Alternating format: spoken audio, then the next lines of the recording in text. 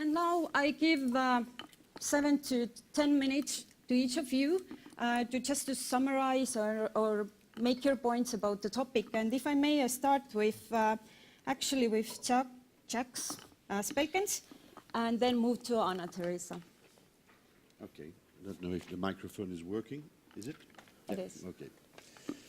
Good morning, everybody, and thank you for welcoming us here in Tallinn. It's a great experience. First discovery, great food, great people, so it was nice. So I'm representing a French company called ENGIE, formerly known as Gaz de France Suez, and I'm actually based in Brussels for a business unit called Benelux, Belgium, the Netherlands, and Luxembourg. But it goes a bit further than that, but that's interior business. So ENGIE is a worldwide energy and utilities company. We are present in 72 different countries worldwide with 156,000 people, which means that the word diversity is sort of part of our DNA, because we deal with people from at least 72 different nationalities. And diversity is also part of the transition period in which our company is for the moment. Transition from fossil energies, to renewables. And that transition has also been seen in the kind of management that we have, because since 2 years now, our CEO is a lady, aged 49, which means that it changed the mentalities inside of our company, and this is great for everybody. So I'm in charge of corporate responsibility. So before that we called it, just as the title says, corporate social responsibility, but we skipped the S, and we talk about corporate responsibilities in general, because the responsibility of a company goes further than simply the social aspect. It goes on ethics, good governance, it goes about environmental issues, social issues, societal issues, etc., etc., etc. And as has been said before, not only does Europe in general need new skills and talents, it's also a question of survival, to find the right skills and the right talents. So diversity in general, and this topic of third country nationals migration, for sure there is an aspect that is a utilitarian aspect. That is, if companies do something for migration, it is because they are looking for talented people, competences and skills that are not easy to be found in the Europe of today. So this is for sure one of the aspects that makes enterprises and corporates an important player, an important stakeholder in this topic. But nevertheless, apart from skills, I think that companies also developed and raised sort of awareness among their fellow workers, among their employees, and among their managers, that being responsible for the global evolution, the global progress of society is something that can be done at a very individual level as well. You don't need to be a top manager only to take big decisions. It can happen in an everyday life. So when we talk about migration here, or non-discrimination, actually we don't make that kind of difference in companies nowadays. The difference is it's not specifically dedicated to migration or to women or to people with a disability. It's simply developing a concept of an inclusive society in which everybody has a place, right?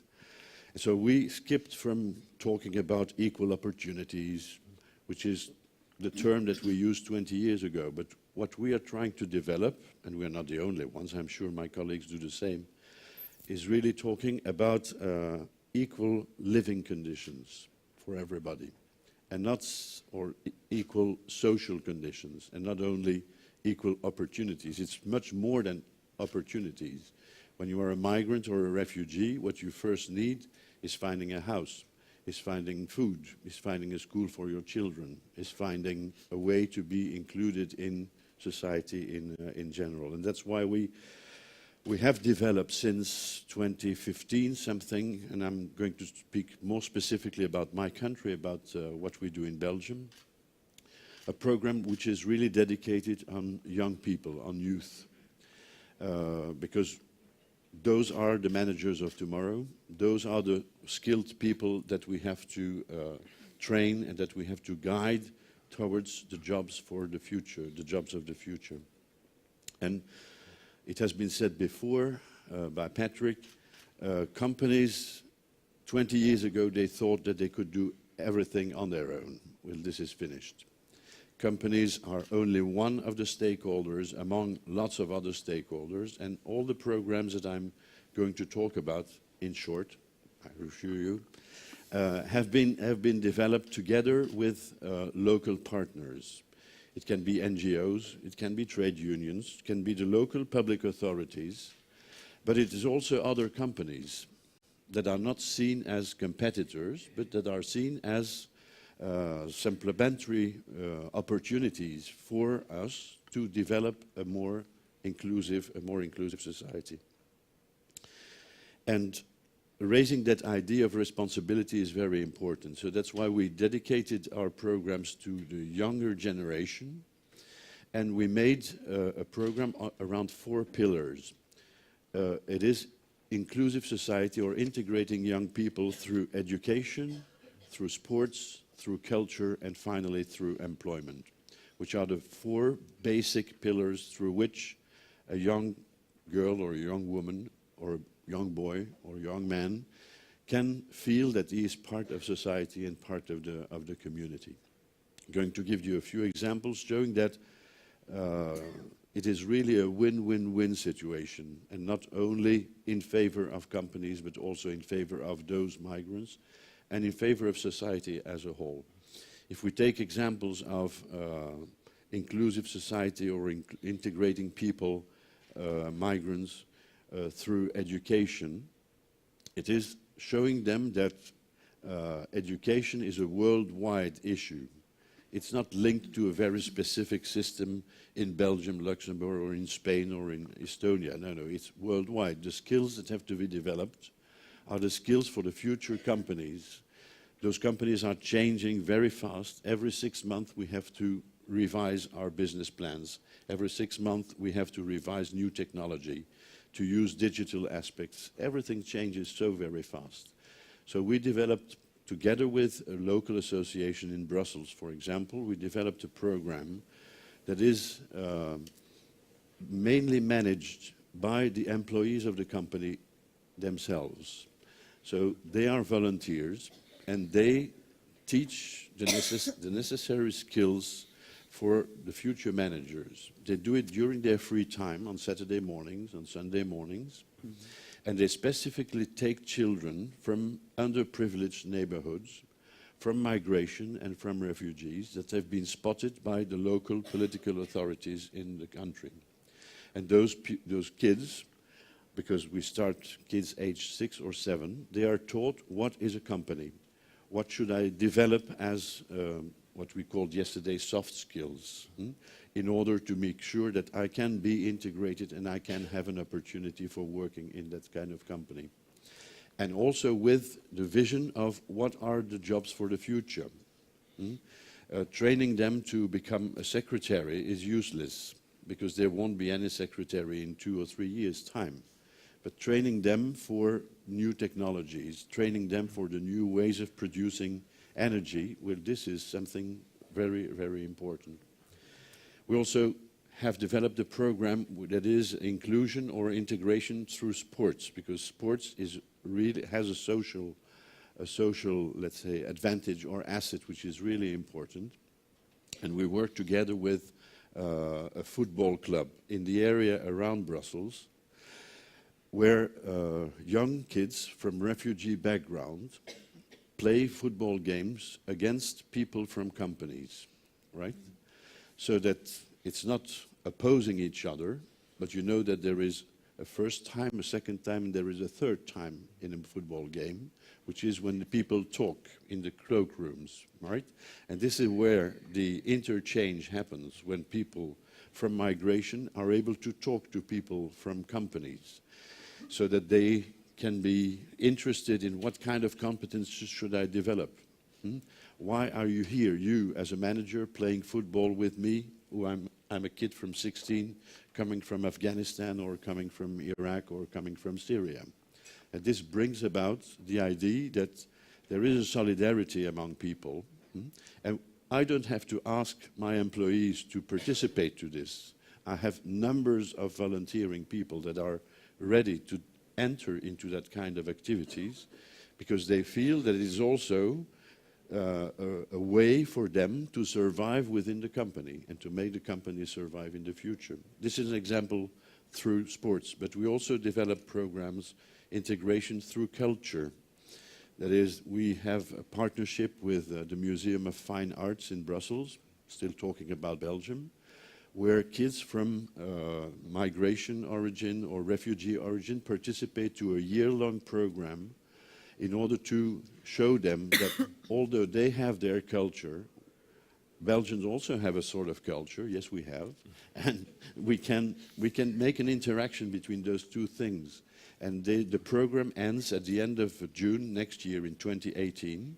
They are performing an opera, right, together with the musicians, the actors, and the people from that Beaux-Arts, which is the organization in Belgium.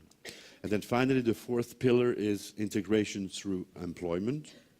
And there, we perfectly know that people from migration have difficulties with speaking our languages. We speak Dutch, German, English and French in Belgium because we are a small country, so we need to speak a lot of languages. But for them, it's not necessarily the kind of language that they can use very easily. So we start with really working together with local organizations that are teaching them the basics for teaching a language. And we eventually, in 2015, we started with a social enterprise within our big multinational. We started a very small structure, which is called Novella in Brussels again. And that is really, it's a sort of journey that we suggest to people from migration that are, let's say, identified by the local, we call it les missions locales pour l'emploi, local missions for employment in Brussels. They tell, well, we have a certain number of people that are eager to work. And so we developed that program, which is an 18-month program in which, and once again, it's utilitarian. That is, we were looking for basic technicians. We couldn't find them on the market because nobody wants to enter a company for changing bulbs or for repairing a radiator. That's finished. So, but those people are eager to work, right? So we started by giving each of them a tutor or a mentor, which is somebody from the company teaching them the basic skills. At the same time, local authorities were teaching them how to speak French or Dutch. Local authorities were helping them how to find a good place to live together with their kids, and also to find a school for the kids, and eventually also to find a job for women, for their wives. And so this whole program altogether is, of course, it's evaluated every 6 months. And after the period of 3 times 6 months, those people, it's not hundreds, thousands of them, it's a bunch of 10 or 20 or 30 per year, they are left to the choice. We tell them, either you enter into the regular economy in our company because of the skills you've learned, or you go to another company because you've learned skills that can be used in any type of big multinationals or even SME. Or if you want to start your own business, we can help you with entrepreneurial skills. The program has been functioning now for 3 years, and we have 80% of those people that enter regular economy. 85 have found a regular job in our companies, found a house, their children go to school, and their wives also found a job within the neighborhood or within Brussels. So this is simply to show that developing inclusion of third country nationals is not only beneficial for them as such, but it's beneficial for society as a whole because it brings less unemployment at a long term or in the long run. It also develops employee involvement within the companies because they feel they are really aware that they can do something at their level in order to make a better or more inclusive society. And also it develops a better understanding of what companies are doing simply because we work together with other partners from civil society to NGOs to local authorities, etc., etc. And then finally, because I think my time is already over, I mean my speaking time, not my time in general, right? I hope so. Not in general. We heard a lot about diversity yesterday. And actually there is a problem with the word diversity, I think, because we've had a reflection about that in different academic circles as well. And we find that the word diversity is perhaps a bit negative. Because you see, diversity is a layer of migration, a layer of disability, a layer of women, a layer of this and this. And so we rather prefer talking about alterity. And alterity, it's a Latin origin. Alter means the other one. And in the other one, you have lots of, let's say, assets that you don't have. And when working together with the other one, you start building a new society. And finally, that's my final word. In the 80s and in the 90s, everybody said we have to collaborate. Collaboration was the magic word. Well, actually, I think collaboration, that's outdated.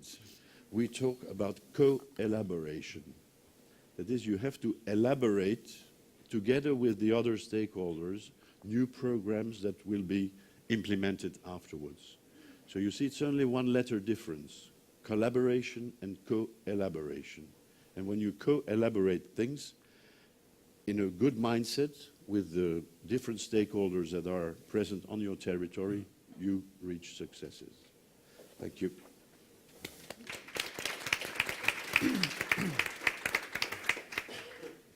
Thank you very much. I find it so inspiring that actually what you are doing, I would say you're building social capital of those groups you're working with immigrants. And it's really important, as you know, to find a good job, to have this social capital, to have contacts, to have different experiences. And it's important work you're doing.